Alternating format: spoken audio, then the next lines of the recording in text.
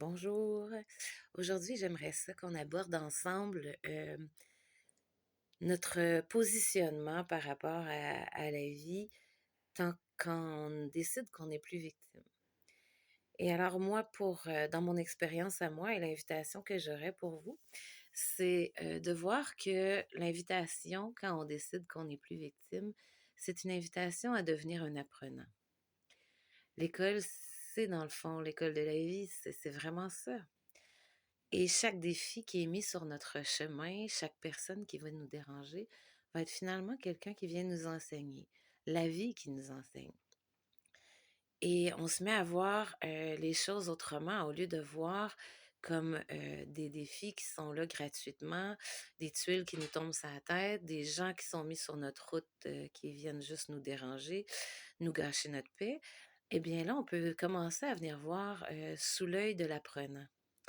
Et maintenant, quand il y a quelque chose qui vient me déranger, qui vient me challenger, je viens observer qu'est-ce que c'est en train de m'enseigner. Qu'est-ce que cette personne-là est en train de m'enseigner? Qu'est-ce que cette situation-là est en train de m'enseigner? Et alors, ma vision va être changée. Ça apporte un recul face à la situation ou à la personne qui nous aide à bien venir observer et aller chercher une réaction qui, au lieu d'être une réaction dans la peur, va être une réaction dans l'amour. Et là, ça change tout. Et je pourrais vous donner quelques exemples pour vous aider dans votre nouvelle façon d'approcher la vie et les défis.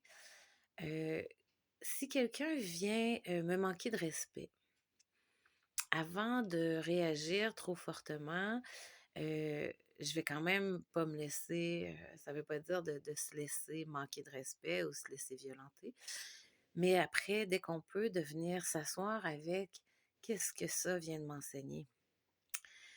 Avant d'aller intervenir, avant d'aller parler à la personne, de venir voir ce manque de respect-là, qu'est-ce qu'il me montre en moi? Et là, souvent, on peut faire un retournement. Si l'autre me manque de respect, où est-ce que je me manque de respect? Et dès là, c'est un appel à venir assez me respecter pour venir nommer dans la bienveillance qu'est-ce qui nous dérange. Mais c'était toujours un appel à venir se respecter. Si quelqu'un est très exigeant envers nous, alors on vient s'asseoir avec ça. Cette personne-là me dérange. Pourquoi? Parce qu'elle est exigeante envers moi. On prend ça pour faire un retournement. Comment est-ce que je suis? Où est-ce que je suis encore trop ou très exigeant envers moi?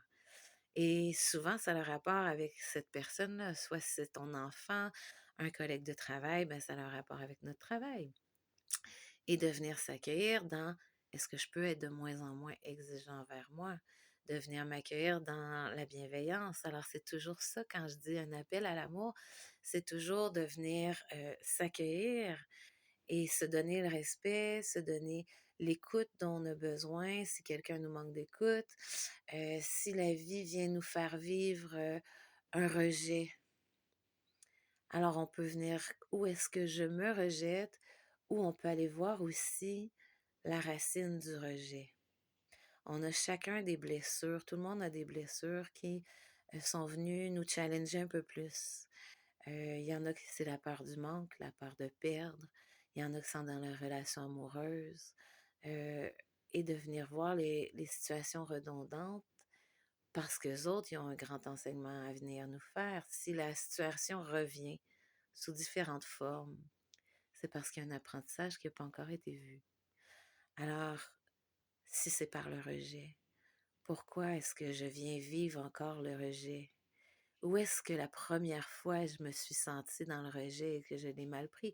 Et venir s'asseoir avec notre nous de ce temps-là, notre moi de 15 ans, de 8 ans, de 7 ans, et de venir voir avec lui dans notre sagesse qu'on a maintenant, comment il a vécu son rejet et venir parler avec notre petit moi.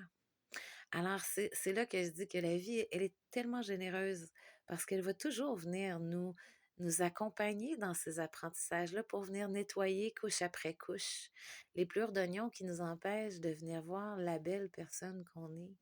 Quand on est dans notre corps de souffrance, quand on est dans nos vieilles histoires, dans nos attachements, nos attentes, on n'est pas dans la légèreté, on n'est pas dans notre bienveillance et dans notre pouvoir. Alors la vie vient nous challenger, elle vient nous montrer qu'est-ce qu'elle veut qu'on enlève pour venir vivre une vie de liberté, de joie, de bienveillance envers nous et après ça vers les autres. Alors c'est toujours ça l'invitation que la vie vient faire finalement, à travers les challenges qu'elle met sur notre vie, sur notre route.